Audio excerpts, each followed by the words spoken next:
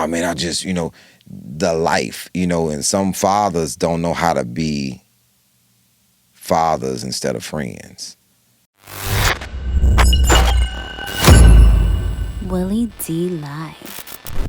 And a lot of people, I was in a lot of spaces that people didn't even know what to do with me. It's like drafting Magic Johnson. What do you put him? Do you want him to play the 5? Or you want him to play the 1? You want him to play the 2?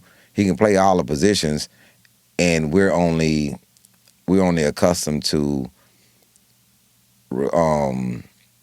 cultivating 5s. So somebody who come from the 1 and can play the 5 is a different monster for these people. I don't knock them for what they didn't know. They just didn't know. And some people, I learned that some people are not brave enough to say when something's not in their wheelhouse.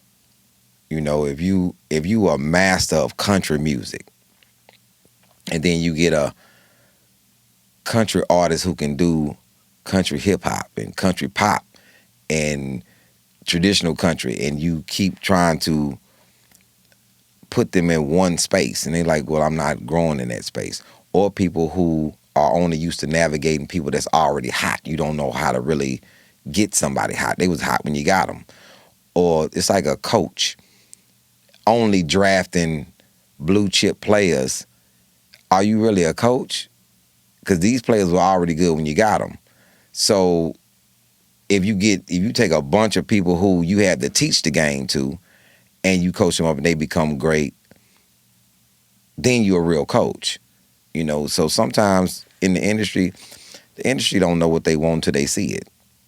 And then sometimes by the time they see it, that callus is grown, and I don't want to deal with you. I can do it on my own. Was Phil Jackson a great coach? Great coach. He was able to manage the egos of people who didn't know how to play together. They was individuals. So then he grew them together. Even though you still had the standout, that was Mike. And Mike gave everybody around him a different fire because Phil let him be who he is. It's like Steph Curry. Steph Curry's coach, hey man, just go out and shoot from wherever you want to shoot from. You got the green light. And somebody else would have stifled him.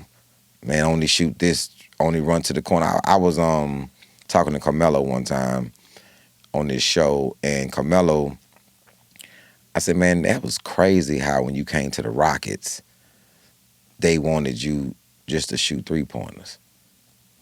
But you lived with the 2-point shot.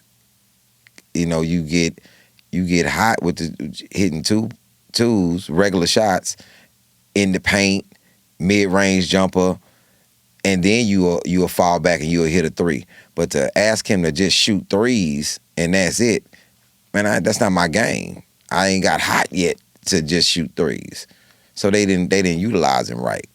And sometimes you see people just don't know how to utilize you correctly. And you have to move on to people who can see a different vision, to see a vision for you that's in cahoots with what you see for yourself. So speaking of basketball, what is your take on Ja Morant and doing the finger guns and all that stuff and him getting in trouble for that? Immaturity. Yeah. And sometimes